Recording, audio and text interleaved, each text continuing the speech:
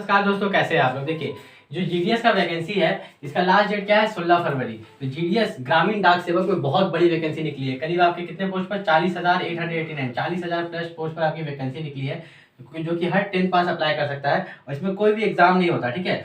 आपका no exam, कोई भी एग्जाम नहीं होता। डायरेक्ट आपका 10th का परसेंट पे क्या होता है, आपके 10th में जितने भी परसेंटेज होते हैं उस पर आपका क्या होता है, सिलेक्शन हो जाता है। तो हम सबसे पहले आपको बताएंगे हर कुछ पूरा डिटेल इसका बताने वाले कि किस स्टेट में आप अप्लाई करिए। मान लीजिए कि आप उत्तराखंड के हैं, तो आप उत्तराखंड के होके आप झारखंड में अप्लाई कर सकते हैं, आप झारखंड के होके उड़ीसा में अप्लाई कर सकते हैं। तो किस स्टेट में आप अप्लाई कीजिएगा तो कम कटअप जाएगा, आपका सिलेक्शन हो जाएगा, सैलरी, हर कुछ इस वीडियो में आपको बताएंगे। और जिस स्टेट में आप अप्लाई कीजिएगा उस स्टेट का आपको भाषा आना चाहिए। तो सबसे पहले हम भाषा को क्लियर करते हैं, उसके बाद आपको पोस्ट वोस्ट सब कुछ बताएंगे। तो देखिए, उत्तर प्रदेश में आपको क्या आना चाहिए, हिंदी। कौन सा भाषा, हिंदी आना चाहिए। उत्तराखंड की बात करें तो उत्तराखंड में भी आपको हिंदी आना चाहिए, ठीक है। और आपका लगभग यहाँ पर हिमाचल प्रदेश तक, कहाँ तक, इसमें भी हिंदी आना चाहिए। बिहार में भी आपको हिंदी आना चाहिए। छत्तीसगढ़ में भी आपको क्या आना चाहिए, हिंदी आना चाहिए। दिल्ली में भी हिंदी, राजस्थान में भी हिंदी, हरियाणा में भी हिंदी। हिंदी लैंग्वेज मतलब हिंदी बोलने और लिखने आपको आना चाहिए। हिमाचल प्रदेश में भी हिंदी बोलने और लिखने आना चाहिए। बात करें अगर जम्मू एंड कश्मीर की, तो जम्मू एंड कश्मीर में आपको हिंदी और उर्दू आना चाहिए। क्या आना चाहिए, हिंदी एंड उर्दू, हिंदी और उर्दू। झारखंड की बात करें तो झारखंड में आपको क्या आना चाहिए, हिंदी। मध्य प्रदेश में हिंदी।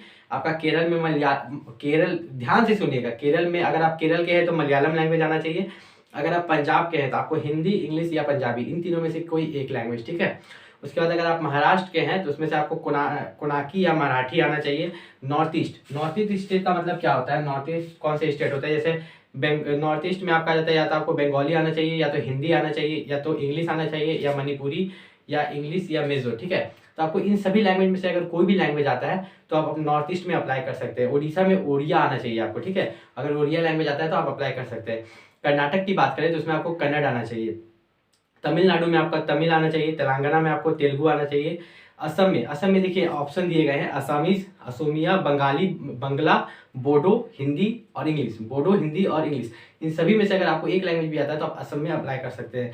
गुजरात में आपको गुजराती आना चाहिए। वेस्ट बंगाल में आपको बंगाली, हिंदी, इंग्लिश और नेपाली। आंध्र प्रदेश में आपको तेलुगु आना चाहिए। अब बाकी डिटेल आपको बताते हैं। आपको मैंने बता दिया पहले लैंग्वेज।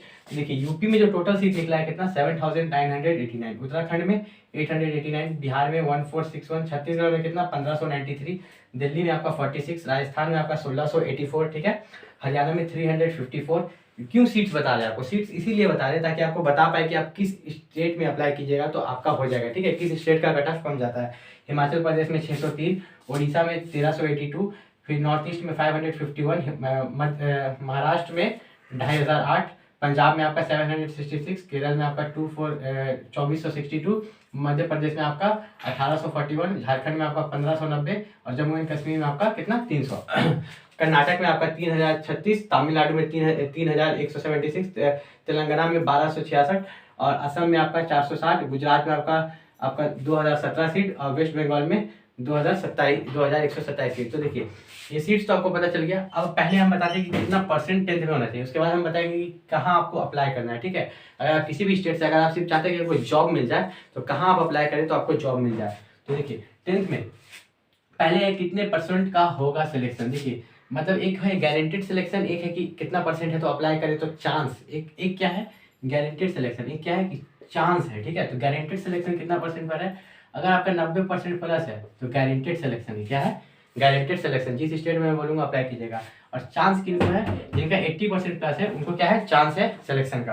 तो पहले गारंटेड सिलेक्शन के बारे में बात करते हैं। तो गारंटेड सिलेक्शन चाहिए तो आपको कहाँ पर अप्लाई करना है पता है, आपको ये नॉर्थ ईस्ट वाले देश में अप्लाई करना है। कहाँ, नॉर्थ ईस्ट में आप देख रहे हैं वैकेंसी 500 ही है, लेकिन यहाँ अप्लाई कीजिएगा तो आपको गारंटेड सिलेक्शन मिलेगा 90+ वालों को। साथ ही साथ आप कहाँ अप्लाई कीजिएगा, असम में, ठीक है, कर्नाटक में और तमिलनाडु में, तो ये और तेलंगाना में, ये सब आपका गारंटेड सिलेक्शन है। अगर इसमें से आपका कहीं भी हिंदी या इंग्लिश मैच करता है, जैसे कि नॉर्थ ईस्ट में इंग्लिश था, ठीक है, वेस्ट बंगाल में आपका इंग्लिश का ऑप्शन है, ठीक है, यहाँ वेस्ट बंगाल भी है, तो ये सब जो स्टेट्स है ये सब में आपका चांस है कि आप 100% सेलेक्ट हो जाइएगा। उसके बाद हम बात करें कि ये चांस वाला, ये तो गारंटेड सिलेक्शन था 90%, जिसका 80+ है, जिसका 80+ है वही कहाँ अप्लाई करें, केरला में, ठीक है, केरला में उनका चांस है। फिर जाके उनका हम बात करें तो असम, तेलंगाना, तमिलनाडु, कर्नाटका, ठीक है।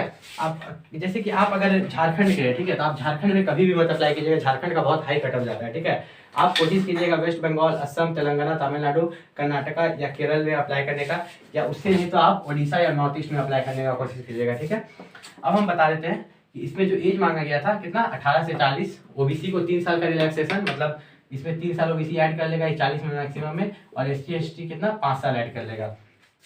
इसमें कोई भी एग्जाम नहीं होता, 10th के परसेंटेज पर ही आपका बता दिया था जैसे मैंने होता है। सैलरी की बात करें तो सैलरी इसमें जो होती है, देखिए स्टार्टिंग तो ऐसे 14,000 से ही होती है, कितना 14,000 से ही, लेकिन जोड़ जाड़ के कितना मिलता है 20,000, कितना 20,000, रहना खाना डीए चार्ज सब जोड़ जाड़ के कितना मिलता है 20,000। सैलरी की चिंता मत कीजिए, सरकारी नौकरी है, उसमें फिर आप प्रमोशन ले सकते हैं।